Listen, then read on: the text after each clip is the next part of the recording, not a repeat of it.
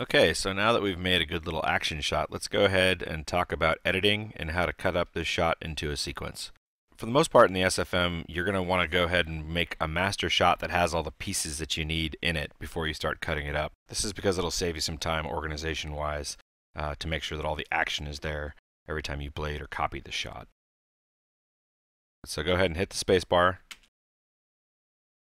And somewhere around here where the rocket is passing us, let's go ahead and select the shot in the middle here and hit B for blade. And this is the most common way to create a new shot. You'll notice it took the entire shot that we had covering the whole sequence and cut it into two shots. So the first shot that we had from before is still here, but now it's half as long. And now we have a new shot that starts at that same location. Go ahead and select shot 2 and drag the playhead so it's inside the selected shot. Note that if you click and drag in the viewport right now, it won't do anything because the camera is being controlled by animation curves. We'll talk more about this later. For now, let's go ahead and create a new camera and place it somewhere else in the world. Each time you blade, you're making a copy of the shot. So the camera 1 that we made right before we recorded the scout running is still there. Let's go ahead and set that to be the active camera and move it somewhere else in the world. Click down on the camera button and choose camera 1. Now we can just click and drag in the viewport to move the camera again and maybe fly over here by this soldier so that we can do an over-the-shoulder shot. Maybe mouse wheel in and sort of watch the scouts come through here. So now if we sort of scrub back a little bit and play, you can see that we've got a nice little edit here. And so we can do the same thing again as the scouts leave the shots here. We can go ahead and hit blade again and go into this shot. Now since the active camera is camera 1, we can still move the camera around. Just remember it like this. When you're in the clip editor, you can only use the camera manipulator on static cameras. If you want to modify a moving camera, I'll show you how to do that later in the motion editing tutorial. So let's go ahead and maybe have this shot end when the scouts are coming up and running near us. Now you'll notice at the end of the shot here, the sequence runs out. This is because the blue film strip actually defines the active playback range. We cut it off earlier in the previous tutorial, so I'm going to go ahead and extend the sequence and extend the shot. As I move the mouse over the edit point, you'll note that the cursor changes. And you can click on the end of the shot and just drag it out to extend it. So let's go ahead and move the camera so that the scout kind of runs right over us or something. That'll look pretty good. Let's see what that looks like.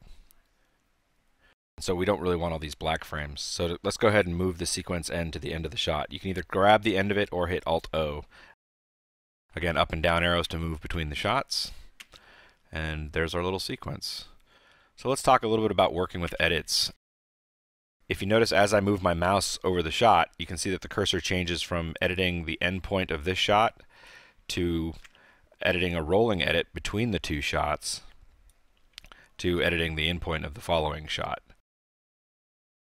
And it's good to think about it in terms of each clip has its own sense of time. So if you make the shot longer, you can actually repeat the same moment over and over again. You can actually see this if you put the camera into the work camera and then play time. As you cross the edit points, time will actually skip. You can also adjust the time window that the shot is looking at by sliding the media under the shot. To do this, hold down Control and Shift, note that the cursor changes, and as I click and drag on the shot, you can see that there's this yellow and black ticker tape that shows up. And as I slide it, you can see that I'm adjusting when the actions happen. So if I were to go through and go to the beginning of the shot here, you can see that there's this rocket.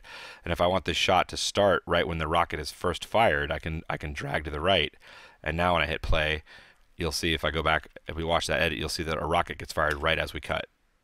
If you just left drag on the shot, you can drag the shot to the beginning to reorder it or drag it to the end to reorder it. You can Control C and Control V to copy and paste a couple shots. You can select those new shots and delete them. If you'd like to move the shot earlier in time and have it maintain its duration, you can hold down Alt and Shift and slide it earlier, which will adjust the edit points on the preceding shot and the shot following. It's also useful when you're sketching in a sequence to expand or contract time, basically make slow motion or high speed shots. So let's go ahead and blade a new shot and do that. Let's move the camera in this shot so we can tell where it begins and ends.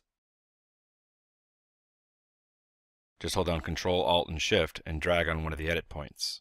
Notice that the yellow and black media turns to green and black, and the text on the bottom of the shot actually changes to show you that this time scale is no longer 1.0. 1.0 is normal speed. If you need to reset a shot, you can right-click on it and get a context menu for that shot. Go up to Edit Clip and you can set the clip's name, the color, the overlay text, and one of the items is Set Time Scale. Just set it to 1.0 and tell it whether you'd like it to scale around the start, the middle, or the end of the shot because it needs to change the length of the shot, and hit OK. As soon as you do, you'll see that the time scale goes back to 1 and it's a normal speed shot.